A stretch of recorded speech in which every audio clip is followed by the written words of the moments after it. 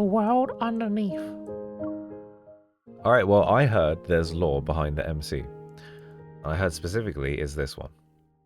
So we're going to check this one out.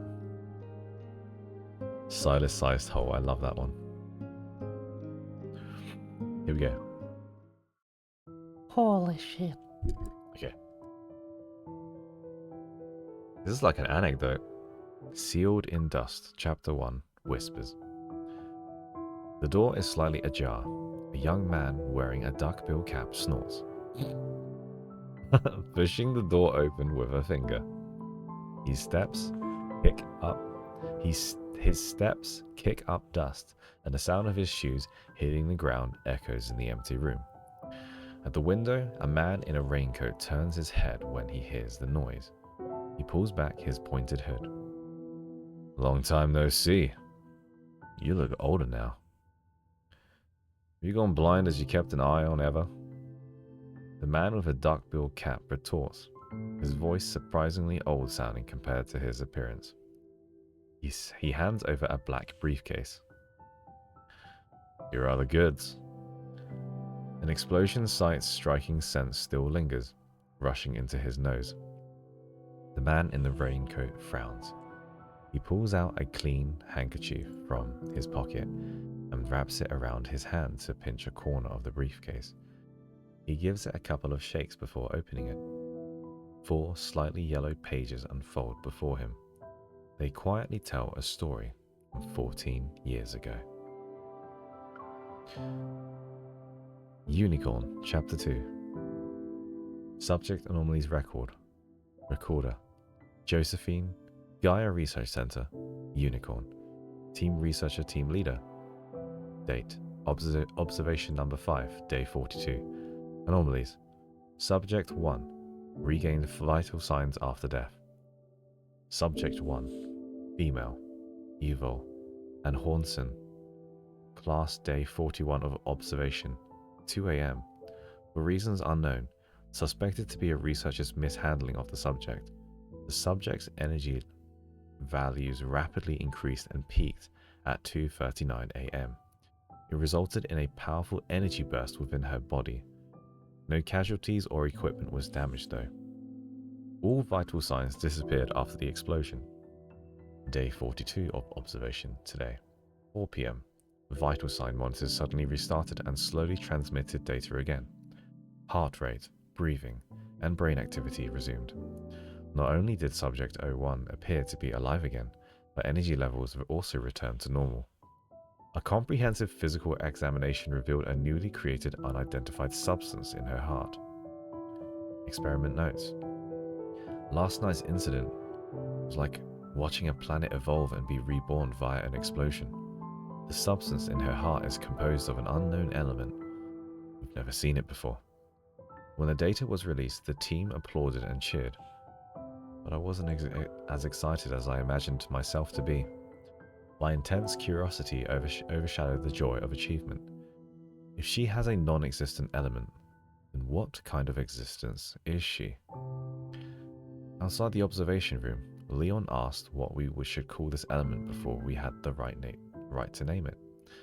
Everyone gathered around him, and Ether became the most popular, irresistible candidate.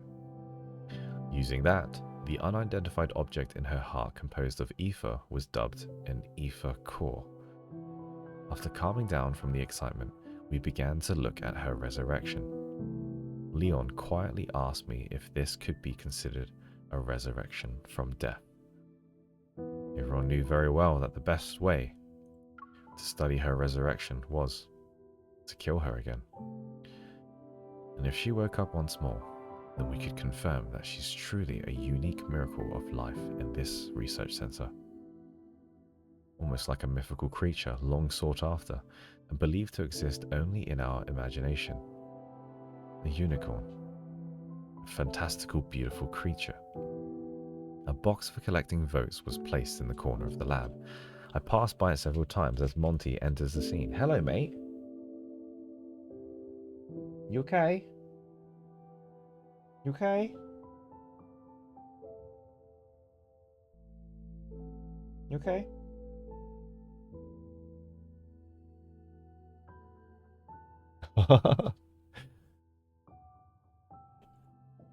Very cute. I passed by it several times, unable to give a vote of approval. I know experimentation is a necessary process. She holds too many secrets that are worth researching and carries an unpredictable amount of energy. Yet despite my desire for knowledge, I still can't ignore the fact that she's still a child. Observation log. Observer Josephine. That's my grandma, I'm pretty sure, right? Entry number 1. Unicorn. Unicorn became the child's name in various reports, replacing the cold designation of Subject 1. Only Leon insisted on calling her Little Bomb. She was like a newborn creature, exploring the world every day using only primitive instincts. After her resurrection, her cognition and memory of her previous life was erased. To reassess her abilities, I gave her picture books and cards with words. She quickly passed my test with flying colors, performing better than children at her age. She absorbed and understood information faster and more thoroughly. Now, if she were in school, she could easily be a 5th grade student. Entry number 2. In terms of the Evo experiment, we could only hypothesize from a numerical perspective. Before she used Evo of her own accord, no one could be sure how the resonance Evo would manifest. Only once did she use resonance unconsciously. The target and range were unclear. Leon has the acoustic transmission Evo. That day, everyone heard him talking on the phone with his girlfriend as if he were a broadcaster. Entry number 3. Following the voting results, we began our experiment to kill Unicorn in an observation unit until yesterday. We also prepared emergency measures. The same situation repeated itself. The energy inside her was stimulated to peak faster than last time, which led to a more intense energy burst. He even spread out the observation unit. Subsequently, all vital signs disappeared and she entered a state of death, as we typically understand. The shrill alarm of the life detector went off and I realized my right hand had been tightly clutching the back of my left hand. My forehead was also covered in sweat. I was worried the child would never wake up again, but in this research center, being attached to the test subject is prohibited. This morning, under the ether core's influence, she opened her eyes again once more as expected. Leon breathed a sigh of relief, and so did I. Hi Phoenix, welcome aboard. I wanted to apologize to the child, but I knew that for her, who had woken up again, the world was a brand new place. She doesn't remember any of us. However, what was more intriguing than her blank slate of an emotional state was the ether core's energy in her heart. With the reawakening of her consciousness, it had become stronger. Chapter 4. Post-catastrophe Journal. Day 49, post-chrono rift catastrophe sunny. The observations on Unicorn had yet to enter Phase 6 when the chrono rift catastrophe changed the world. The Gaia Research Center couldn't escape the destruction. When I was rescued from the ruins, the child was nowhere to be seen. She might have escaped when the observation unit was smashed. The Evo police who helped in the rescue efforts said they haven't seen the child I described. I imagined many possibilities, but I was certain she was alive. Days after the disaster, I finally find her in a shelter. And when I took her hand, I heard her call me Grandma. I never taught her that term, nor had she ever called me that. She didn't recognize me either. The days in the research center had once again disappeared from her memory. Yet the seemingly instinctual trust and closeness she showed made me feel as if those forgotten days were always there, invisibly linking us together. I asked her if she wanted to come home with me, and she smiled, nodded even. And in the research center, the moment I pushed her into the observation unit felt like a horrible nightmare. Now holding her soft hand felt like I grasped a redemption bestowed by fate. Day 75, post-chrono rift catastrophe. Sunny. Our lives have calmed down, yet she still forgets things from time to time. Her memory is like a faint signal, intermittent and sometimes wavering. So I took on the responsibility of a true guardian and cared for her. I don't know how to describe my current feelings. I've never had children, nor did I ever imagine having relatives. It's always just been me, at home. But with her, and things have started to change. Chapter 5. Journal Entry 4. Day 134 post-coronavirus catastrophe Sunny. Her condition has improved a lot recently. She's less likely to forget things, and perhaps it's because her condition is stabilizing. But I'm still worried and want to check her and the ether core. However, I'm unable to contact the researchers who knew of her existence back then, including Leon. Strange. Maybe Ever's research center called them, or I don't know. Looking back, Ever's investment in Gaia wasn't simply research. Our lifeform observation project was not just for observation. There's got to be something bigger. At this point, the only person who I can turn to is Dr. Noah. In the field of cardiology, he's the leading expert and the only one I can still trust. The data after the checkup shows the energy peak in her heart is only half of what it used to be. What happened to this child when she faced the coronavirus catastrophe alone? When I subtly asked her, she just shook her head, showing neither pain nor sadness on her face. Seeing her reaction, I suddenly felt that maybe forgetting isn't such a bad thing for her. Chapter 6. Dust.